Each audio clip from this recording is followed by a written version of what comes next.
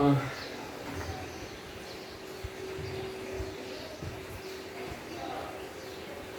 આજે આપણે ત્રીજા ચેપ્ટરનું રિવિઝન કરીશું. ત્રીજા ચેપ્ટરમાં આપણે જે દાખલા છે એ દાખલાનું આપણે પહેલા તો ઉદાહરણ અને સ્વાધ્યાયના દાખલાનું રિવિઝન કરીએ.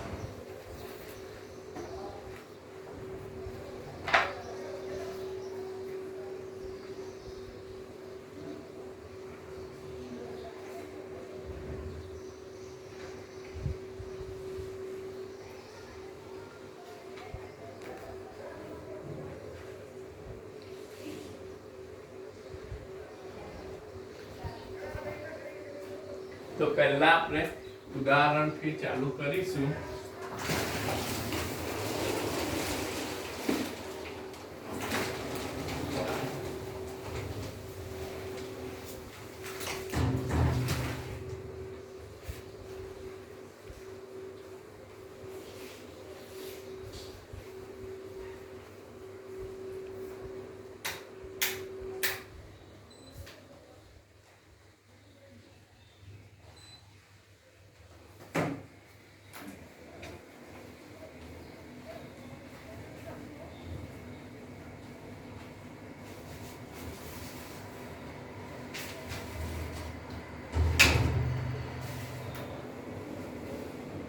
તો આપણે ચેપ્ટર નંબર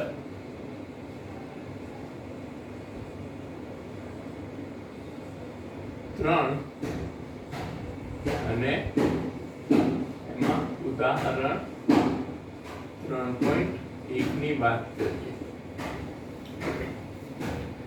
તો અહીંયા આપણે જોઈએ તો આપણને ઉદાહરણ 3.1 માં આપેલું શું છે, તો 1.5 એમ્પિયર પ્રવાહનું વહન કરતા અને 1 × 10⁻⁷ મીટર સ્ક્વેર જેટલા આડછેદનું ક્ષેત્રફળ ધરાવતા એક તારમાંથી વહન પામતા ઇલેક્ટ્રોનો માટે સરેરાશ ડ્રિફ્ટ ઝડપ ગણો. એવું ધારો કે દરેક કોપરનો પરમાણુ લગભગ એક વાહક ઇલેક્ટ્રોન આપે છે. કોપરની ઘનતા આપણને આપેલી છે 9 × 10⁻³ kg/m³ અને તેનો પરમાણુ દળાંક 63.5 U છે. તો આપણને અહીંયા શું કીધું છે, તો અહીંયા પહેલા તો જે ડેટા આપ્યો છે એની આપણે વાત કરી લઈએ. તો આખો દાખલો બે ભાગમાં છે. એમાં એ ભાગમાં આપણને પ્રવાહ આપ્યો છે 1.5 એમ્પિયર, આડછેદનું ક્ષેત્રફળ છે 1 × 10⁻⁷ મીટર સ્ક્વેર,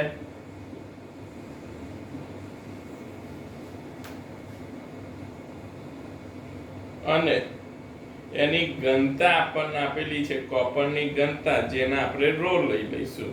તો કોપરની ઘનતા રો કાં તો ડી કોપર ઘનતા આપણે ડી કોપર બરાબર 9 × 10⁻³ kg/m³.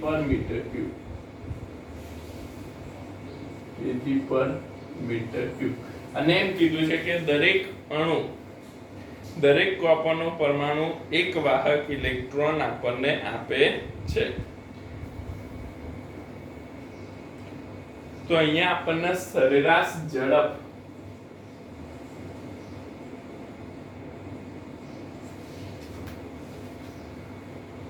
ડ્રિફ્ટ વેગ શોધવાનો કીધું છે. ઓકે, તો હવે આપણને આ વસ્તુઓ જે આપી છે એના ઉપરથી આપણે જોઈએ. તો આપણને I બરાબર NaVDE, I બરાબર નાવડી આપણને યાદ છે. I બરાબર શું થાય? નાવડી. તો I બરાબર NaVDE નાવડી પરથી આપણે ડ્રિફ્ટ વેગ શોધી શકીએ છીએ. હવે નાવડી પરથી ડ્રિફ્ટ વેગ શોધવા માટે આપણને સ્મોલ n, બાકી બધી વસ્તુઓ તો આપેલી છે. સ્મોલ n એટલે શું? એકમ કદમાં રહેલા ઇલેક્ટ્રોનની સંખ્યા, મતલબ ઇલેક્ટ્રોનની સંખ્યા ગણતા. તો સ્મોલ n શોધવા માટે આપણે અહીંયા શું કરી શકીએ? તો સ્મોલ n એટલે શું? એકમ કદમાં રહેલા ઇલેક્ટ્રોનની સંખ્યા ઘનતા. તો એકમ કદમાં રહેલા ઇલેક્ટ્રોનની સંખ્યા ઘનતા આપણે અહીંયા મેળવવી હોય તો કઈ રીતે મેળવી શકીએ? તો એકમ કદમાં રહેલા ઇલેક્ટ્રોન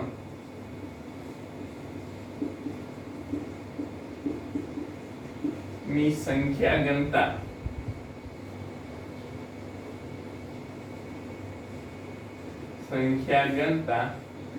n બરાબર Na/v એવોગેડ્રો નંબર ભાગ્યા કુલ કદ. તો n બરાબર Na/v આપણે લઈ શકીએ. હવે અહીંયા આપણને કદ આપેલું નથી, તેના માટે શું કરીશું?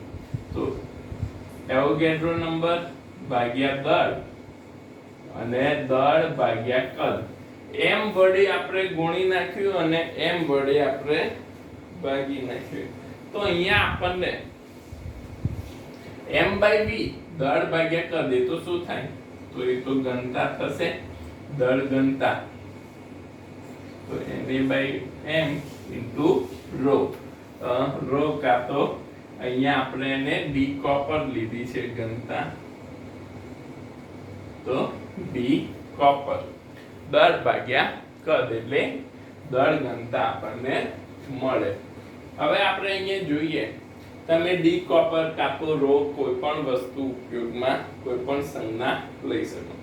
હવે n બરાબર Na/m d કોપર આપણે લઈએ તો અહીંયા આપણને એની એકમ કદમાં રહેલા ઇલેક્ટ્રોનની સંખ્યા ઘનતા તો આપણને મળી જશે. હવે એની કિંમત આપણે સીધી પછી મૂકીશું, કાં તો તમે અહીંયા આની કિંમત ગણી પણ પછી એને ઉપયોગમાં લઈ શકો. તો અહીંયા આપણે જોઈએ તો આને આપણે સમીકરણ અને 1 આપી દઈએ અને 2 આપી દઈએ. તો સમીકરણ 2 ને સમીકરણ 1 માં મૂકતા તો I બરાબર n ની જગ્યાએ આપણે આને મૂકી શકીએ. તો એવોગેડ્રો નંબર Na ભાગ્યા m d કોપર ક્ષેત્રફળ A ડ્રિફ્ટ વેગ Vd E. હવે આપણે અહીંયા શોધવાનું શું છે? તો ડ્રિફ્ટ વેગ Vd. તો Vd ને કરતા બનાવીએ. તો Vd ને કરતા બનાવીએ આપણે તો I m ભાગ્યા Na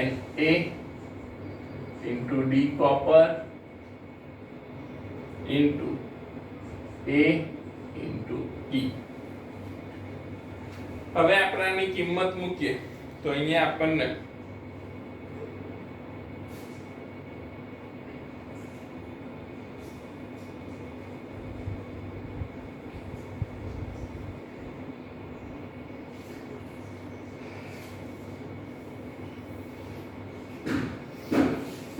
એવોગેડ્રો નંબર આપણને ખ્યાલ છે, ડી કોપર આપણને ખ્યાલ છે, પ્રવાહ આપણને ખ્યાલ છે અને દળ, તો દળ પણ આપણને આપેલું છે.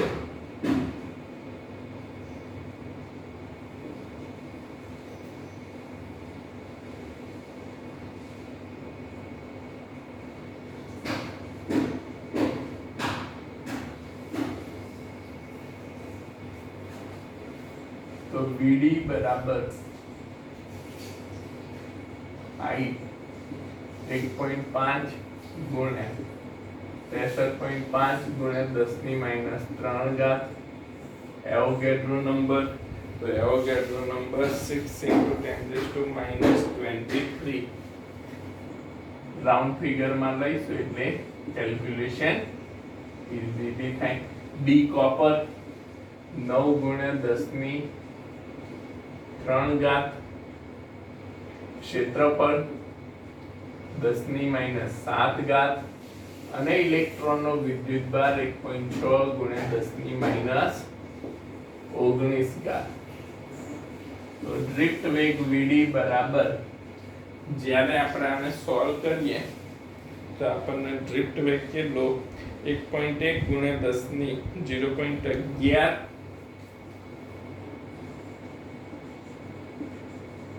ગુણ્યા 10 ની -4 ઘાત 0.11 ગુણ્યા 10 ની -2 ઘાત 10 ની -2 ઘાત. તો ડ્રિફ્ટ વેગ vd બરાબર 1.1 એક પોઈન્ટ આપણે આમ ખસેડીએ તો 10 ની -3 ઘાત. તો ડ્રિફ્ટ વેગ vd બરાબર 1.1 મિલીમીટર પર સેકન્ડ. 10 ની -3 ઘાત એટલે શું થશે? મિલીમીટર પર સેકન્ડ.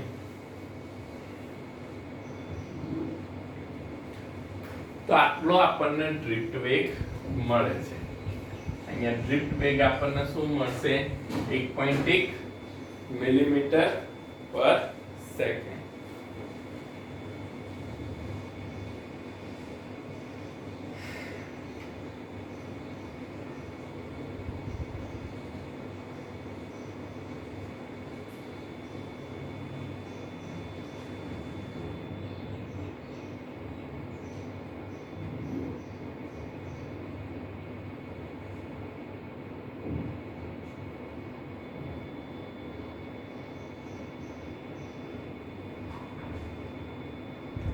હવે આનો બી પાર્ટ આપણે જોઈએ.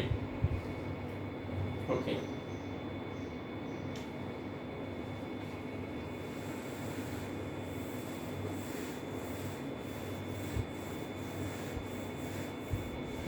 તમારે આમાં કંઈ કરવાનું નથી, ખાલી તમને ઇક્વેશન યાદ છે તો સીધું કેલ્ક્યુલેશન જ છે. ઈઝીલી આપણે સોલ્વ કરી શકીએ છીએ. આના પરથી એમસીક્યુ કાં તો સીધો આપણને દાખલો પૂછાઈ શકે છે, તે ધ્યાનમાં રાખવાનું. આના બી પાર્ટની આપણે વાત કરીએ તો બી પાર્ટમાં આપણને શું આપ્યું છે? ઉપરોક્ત મળેલ ડ્રિફ્ટ ઝડપને એક સામાન્ય તાપમાને કોપર પરમાણુઓની ઉષ્મીય ઝડપ અને બે સુવાહકમાં આ ડ્રિફ્ટ ગતિ માટે જવાબદાર છે તે વિદ્યુત ક્ષેત્રની પ્રસરણની ઝડપ સાથે સરખામણી કરો. તો અહીંયા આપણને શું આપ્યું છે કે ભાઈ જે આપણને ડ્રિફ્ટ ઝડપ મળી એને એક તો સામાન્ય તાપમાને કોપર પરમાણુઓની ઉષ્મીય ઝડપ સાથે સરખાવવાની છે.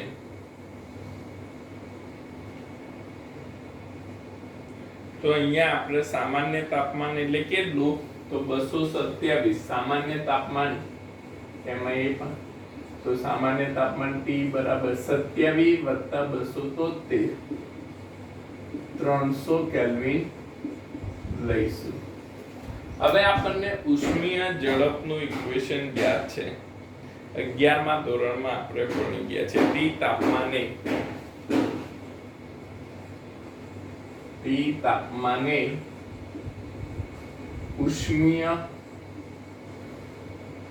ઝડપ બરાબર √3 kBT/m. kB એટલે બોલ્ટ્ઝમેન અચળાંક, T તાપમાન અને m તાંબાના એક પરમાણુનું દળ. તો અહીંયા આપણને તાંબાનું પરમાણુ દળાંક આપણને ખ્યાલ છે. ઓકે, તો તાંબાના એક પરમાણુનું દળ m બરાબર આપણને શું મળશે? તો તાંબાના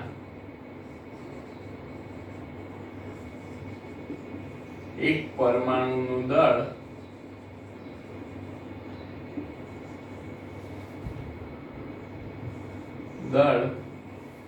m બરાબર capital M by Avogadro number. તો અહીંયા કેપિટલ M 63.5 ગુણ્યા 10 ની -3 અને એવોગેડ્રો નંબર 6 × 10⁻23. તો m બરાબર m/na. ઓકે, તો એ આપણને મળશે 1.058 ગુણ્યા 10 ની -25 kg.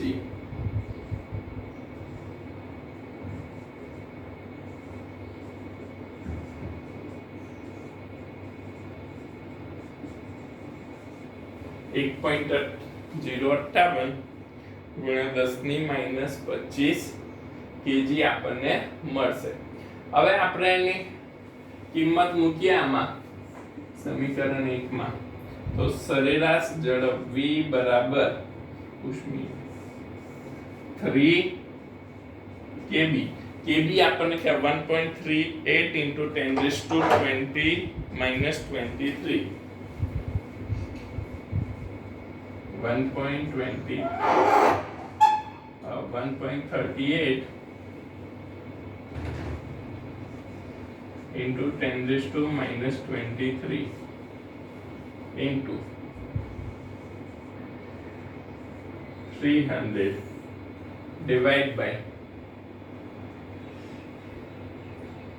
8.058 ગુણ્યા 10⁻25 કેજી. ઓકે, તો અહીંયા આપણને સરેરાશ તમારે ગણતરી જાતે કરવાની છે. બધાએ ગણતરીની પ્રેક્ટિસ, આ જે પણ દાખલા હું રિવિઝન કરાવું એની જાતે ગણતરીની પ્રેક્ટિસ ગણી કરવાની, તો જ યાદ રહેશે. હું અહીંયા સીધી સરેરાશ ઝડપ આની લખું તો સરેરાશ ઝડપ આપણને મળશે 3.42 ગુણ્યા 10⁻2 મીટર પર સેકન્ડ. 3.42 ગુણ્યા 10⁻2 મીટર પર સેકન્ડ, જે આપણને એની ટી તાપમાને સરેરાશ ઝડપ કાં તો રૂમ તાપમાને સરેરાશ ઝડપ મળે છે. હવે એમાં આપણને સેકન્ડ પાર્ટ, બીજો પાર્ટ એવો કીધો છે કે ભાઈ સુવાહકમાં આ ડ્રિફ્ટ ગતિ માટે જવાબદાર છે તે વિદ્યુત ક્ષેત્રની પ્રસરણની ઝડપ સાથે સરખામણી કરો. 2 સુવાહકમાં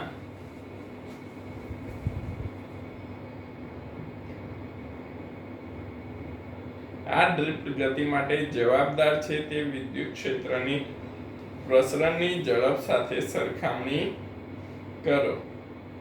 તો અહીંયા પ્રસરણ વિદ્યુત ક્ષેત્રની ઝડપ એટલે શું? પ્રકાશના વેગની જ પ્રકાશનો વેગ. તો એ બેના આપણે સરખાવવાના છે. તો ડ્રિફ્ટ ઝડપ vd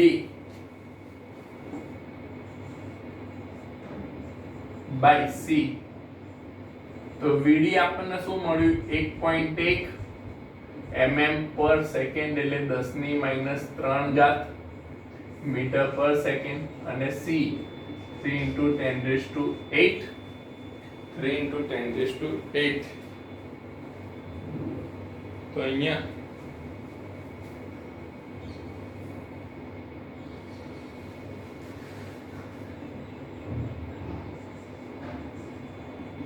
0.36 ગુણ્યા 10⁻11 પ્રકાશની ઝડપ કરતા ડ્રિફ્ટ વેગ કેટલો છે?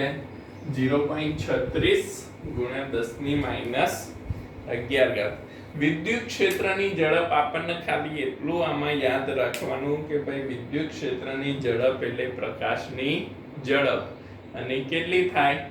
તો એ 3 ગુણ્યા 10⁸ જેટલી થાય.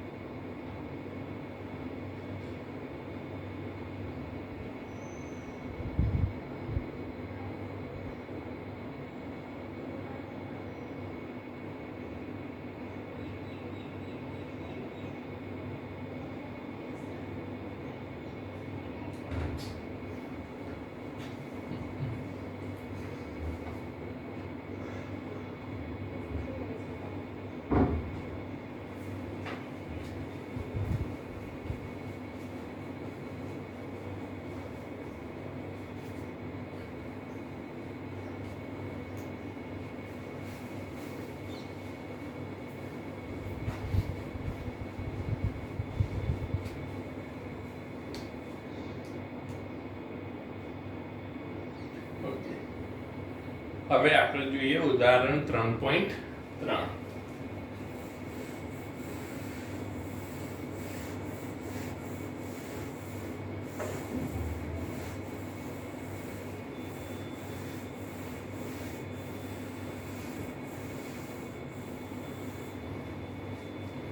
તો ઉદાહરણ 3.3 આપણને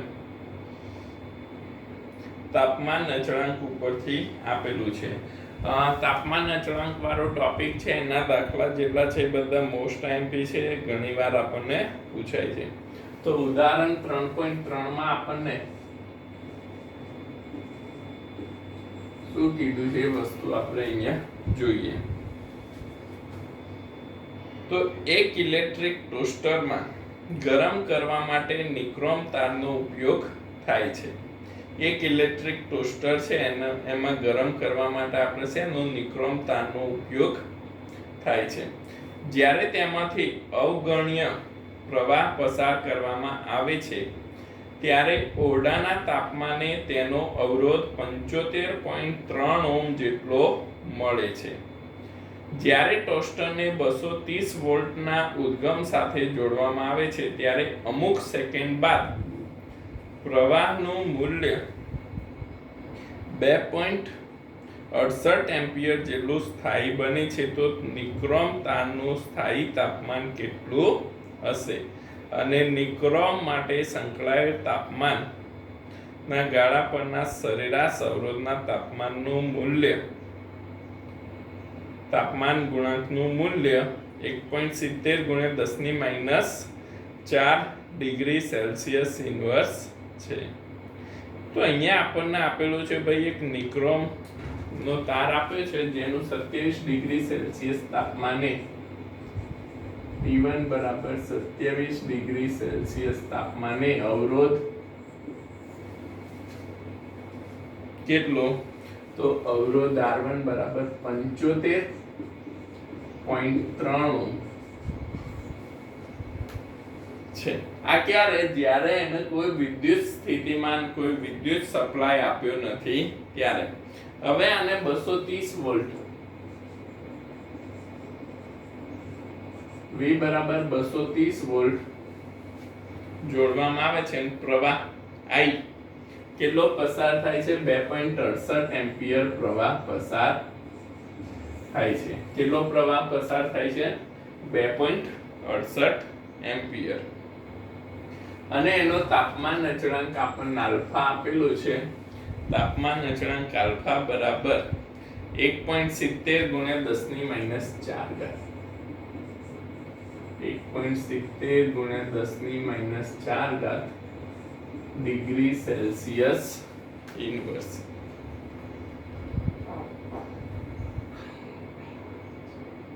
તો અહીંયા આપણને એનું તાપમાન જ્યારે આટલો સપ્લાય આપવામાં આવે ત્યારે એનું તાપમાન કેટલું હશે એ શોધવાનું કીધું છે.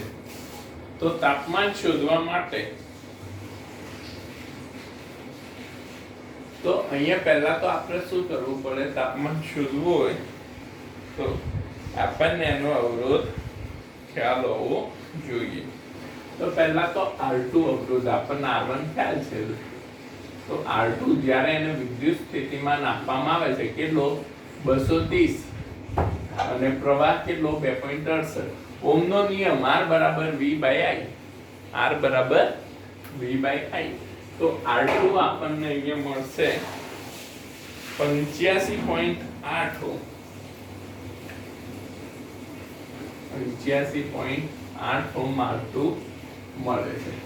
હવે આપણે તાપમાન શોધવું હોય તો આપણને ખ્યાલ છે R2 બરાબર R1 કૌંસમાં 1 plus alpha into T2 minus T1. તો અહીંયા આપણને T2 શોધવાનું છે. તો T2 ને કરતા બનાવવા માટે R1 ને આ બાજુ લઈ લઈએ. R2/R1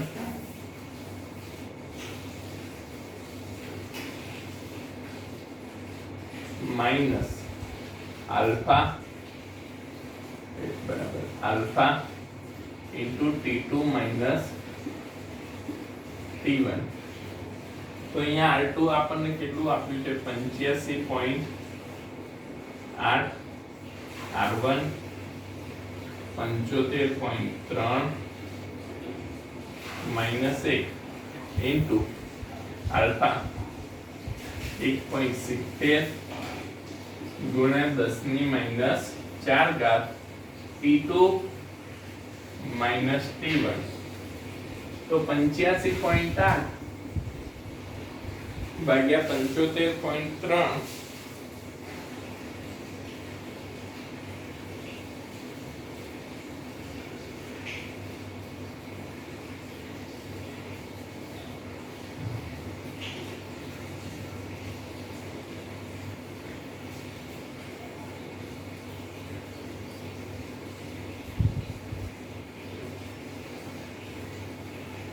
અહીંયા આપણે 85.8 માઈનસ 75.3 ને લસા લઈ લઈએ 75.3 ગુણ્યા આ 1.70 ગુણ્યા 10⁻⁴ છે આ બાજુ જાય તો ક્યાં જશે છેદમાં 1.70 ગુણ્યા 10⁻⁴ બરાબર T2 માઈનસ T1 કેટલા છે 27 ડિગ્રી T1 કેટલા છે 27 ડિગ્રી આને આપણે સાદું રૂપ આપીએ તો આપણને 820 ઓમ 820 ડિગ્રી સેલ્સિયસ વત્તા 27 માઈનસ 27 આ બાજુ આવશે પ્લસ 27 તો T2 તો T2 બરાબર 847 ડિગ્રી સેલ્સિયસ થાય T2 આપણને કેટલું મળશે 847 ડિગ્રી સેલ્સિયસ મળશે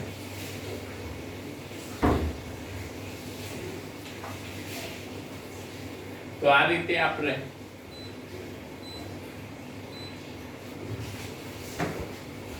આ રીતના દાખલા સોલ્વ કરી શકીએ છીએ ઓકે ઉષ્મીય તાપમાનના જે આપણને દાખલા આપ્યા હોય એ આપણે આ રીતે સિમ્પલ છે ખાલી આપણને ઇક્વેશન જ્ઞાત હોવા જોઈએ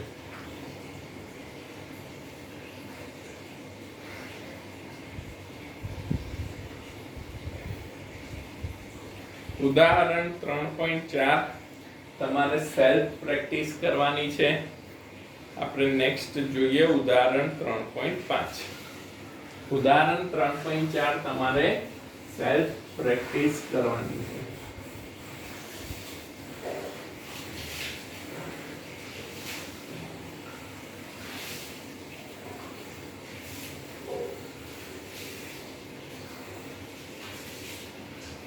ઉદાહરણ 3.5 અહીંયા આપણે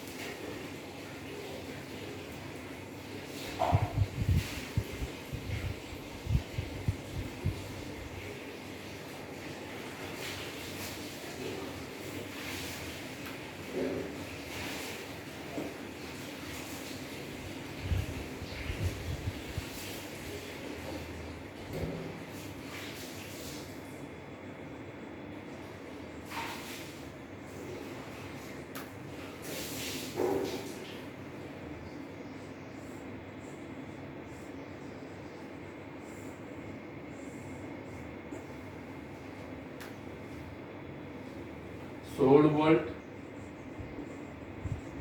1 ओम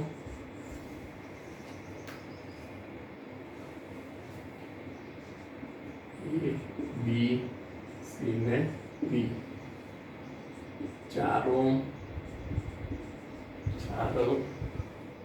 1 ओम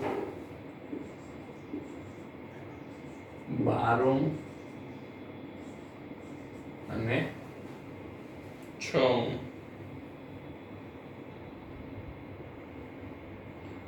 તો એમાં આપણને પહેલું એ કીધું છે કે સમતુલ્ય અવરોધ શોધો એ પાર્ટ સમતુલ્ય અવરોધ મેળવો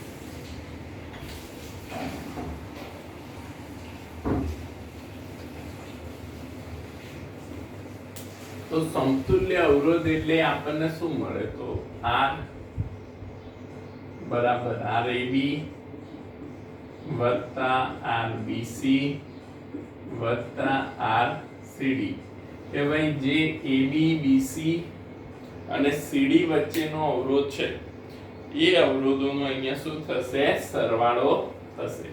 હવે પહેલા AB વચ્ચે જે 4 ઓહ્મ 4 ઓહ્મ છે બંને કેવા છે? એકબીજા સાથે સમાંતર. તો સમાંતરનો સમતુલ્ય અવરોધ આપણે કઈ રીતે મેળવી શકીએ છીએ? તો સિમ્પલ, અંશમાં બંનેનો ગુણાકાર છેદમાં બંનેનો સરવાળો વત્તા 1. એ જ રીતે CD વચ્ચેનો 12 ગુણ્યા 6 ભાગ્યા 12 વત્તા 6. અહીંયા 16 ભાગ્યા 8 2 વત્તા 1 વત્તા 12 ગુણ્યા 6 ભાગ્યા 12 વત્તા 6 એટલે કેટલો થશે? 4. તો અહીંયા કુલ અવરોધ સમતુલ્ય અવરોધ R બરાબર આપણને કેટલો મળે? 7 ઓહ્મ મળે છે. તો આ રીતે આપણે એનો સમતુલ્ય અવરોધ શોધી શકીએ છીએ. પછી આપણને કીધું છે બી પાર્ટમાં કે ભાઈ આનો અવરોધમાંથી દરેક અવરોધમાંથી વહેતો પ્રવાહ મેળવો. તો અહીંથી કુલ અવરોધ I અને I1 લઈ લઈએ, I2 લઈ લઈએ, I3 લઈ લઈએ અને અહીંયા I4 અને આમાંથી I5. તો અહીંયા આપણને પહેલા તો કુલ અવરોધ શોધવો, કુલ પ્રવાહ શોધવો પડે. બી તો કુલ પ્રવાહ એટલે શું થાય? તો એનો અવરોધ ભાગ્યા એનું વિદ્યુત સ્થિતિમાન. તો 16 ભાગ્યા અવરોધ કેટલો? કુલ અવરોધ 7 ઓહ્મ વત્તા અહીંયા એક અવરોધ એનો શ્રેણીમાં સોર્સ જે છે એની સાથે કેટલો છે? 1 ઓહ્મ શ્રેણીમાં છે. તો I બરાબર કેટલા મળે? 2 એમ્પિયર મળે. આ ભૂલી નહીં જવાનું, આ 1 ઓહ્મ ને ગણતરીમાં લેવાનું ભૂલવાનું નહીં. તો આપણને I બરાબર 2 એમ્પિયર મળશે.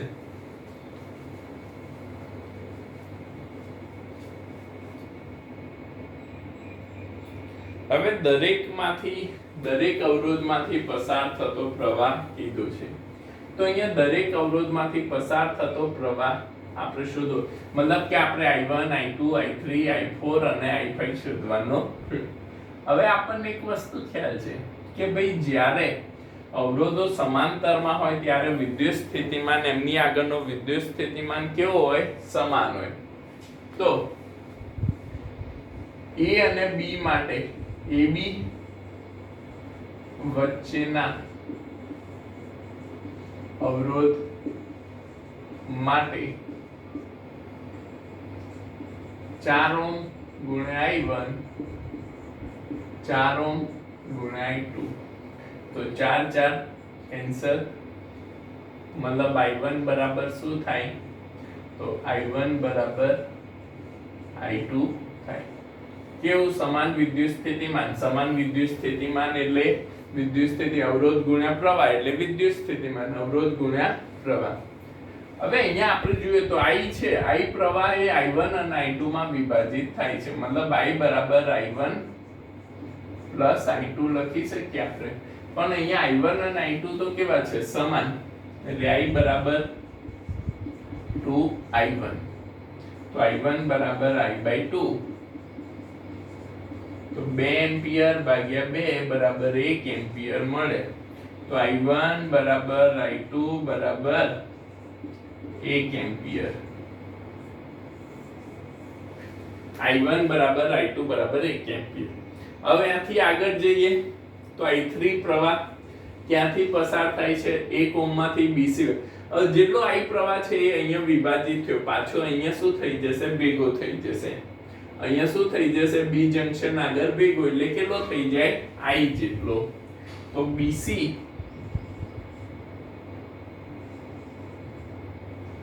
આગળનો પ્રવાહ કાં તો BC વચ્ચેના અવરોધ આગળનો પ્રવાહ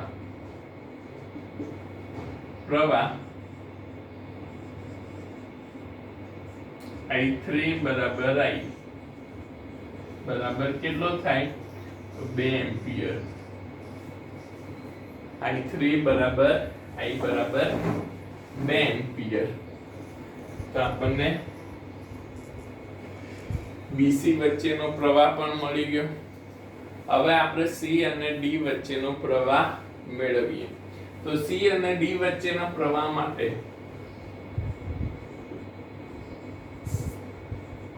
CD વચ્ચેનો અવરોધ આગળનો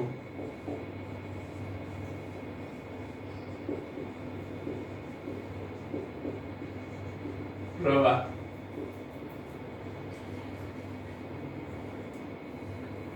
તો એના માટે પાછું શું થાય તો સમાન વિદ્યુત સ્થિતિમાન 12 ગુણ્યા I4 બરાબર 6 ગુણ્યા I5. તો I5 બરાબર 6 દુ 12 2 I4 I5 બરાબર 2 I4 આપણને મળે. હવે આપણે અહીંયા જોઈએ તો I બરાબર શું થાય તો I4 પ્લસ I બરાબર I4 પ્લસ I5 થાય.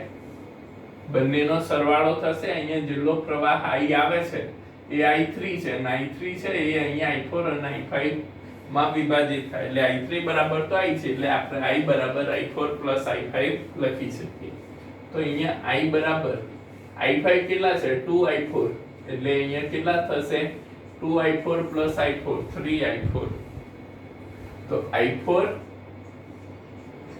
બરાબર I/3 એટલે 2/3 એમ્પિયર.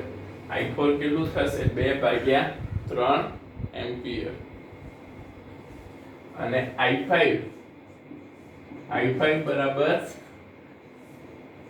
2 ગુણ્યા 2 4/3 એમ્પિયર. તો આપણને I4 અને I5 મળી ગયો કે ભાઈ I4 પ્રવાહ કેટલો હશે અને I5 પ્રવાહ કેટલો હશે. તો આપણે એના પરથી અહીંયા દરેક અવરોધનો પ્રવાહ મેળવી શકીએ છીએ. અને છેલ્લું આપણને C માં પૂછ્યું છે કે ભાઈ દરેક AB આગળનો વિદ્યુત સ્થિતિમાન, BC આગળનો વિદ્યુત સ્થિતિમાન અને CD નો વિદ્યુત સ્થિતિમાન પૂછ્યું છે. તો AB VAB બરાબર શું થાય તો કુલ પ્રવાહ કેટલો જાય છે I into RAB કેટલો જાય છે કારણ કે A અને B કુલ પ્રવાહ તો I જ જશે ને. A અને B વચ્ચે કુલ પ્રવાહ I જશે એટલે I into R of AB. તો VAB equals to I કેટલું 2 અને RAB કેટલા તો 4 4/4 + 4 કેટલા મળે 2. તો કેટલો વિદ્યુત સ્થિતિમાન 4 વોલ્ટ. VAB કેટલો મળશે 4 વોલ્ટ. એ જ રીતે VBC તો I into RBC I 2 RBC 1 ampere એટલે કેટલો વોલ્ટ 2 વોલ્ટ. અને VCD તો CD માં I into RCD તો I કેટલો 2 એમ્પિયર અને RCD નો અવરોધ કેટલો 12 ગુણ્યા 6 ભાગ્યા 12 વત્તા 6